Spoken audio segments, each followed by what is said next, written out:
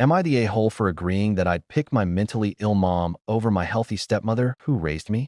My parents separated when I was a baby and shared custody of me until I 17 female was 4. My mom was mentally ill and too unstable to be a custodial parent. So at 4 he got full custody of me, and my mom had supervised visits with me 4 times a month. When I was 5 my dad met my stepmother. They got married fast, within 6 months, and I was told by both of them that she was my mom now, and I was to address her as that from now on. When I said I already have a mom, my stepmother told me she was crazy and dangerous, and I wasn't to talk about her like that anymore, and I had to use my mom's first name because I had a new mom now. I was punished for not complying, and whenever I had a good visit with my mom, I was berated for being so happy about seeing that woman. I got into trouble all the time for homework and assignments I brought home from school if there was any writing about my mom, because they'd know from reading what I wrote that I was talking about my mom and not my stepmother. It got worse when my dad and stepmother had kids together. They would get mad at me for being such a bad influence and for not showing the proper respect to my stepmother in front of her children. My grandparents,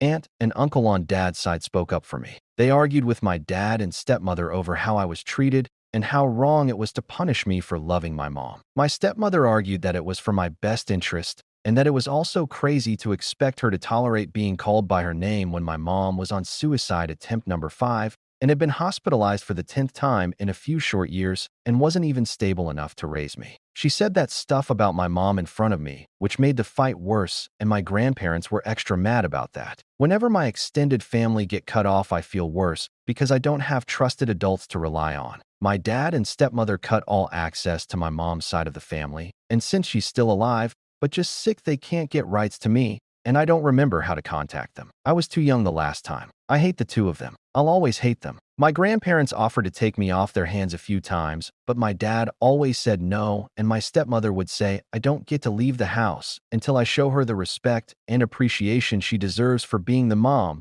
who stepped up when my mom refused to get off the crazy train. There was a dinner a few nights ago for one of my half-siblings' birthdays with both their families, so I got to see my extended family. I came up in conversation, and my stepmother and her family were saying how disrespectful I am and how awful it is that I chase after a deadbeat over my true mother. My dad's side defended me and said she hadn't earned any respect with the way she spoke to me and about mom in front of me. Then someone on her side said I would pick my mentally ill mom over her, and that's wrong. I said yes, I would, and I'd do it again and again and again. I said I didn't feel bad about it either. A fight broke out at the table, and my grandparents have somehow stopped me from getting everything taken away and a hugely strict punishment. But my dad and stepmother won't shut up about awful I am for saying that. Am I the a-hole?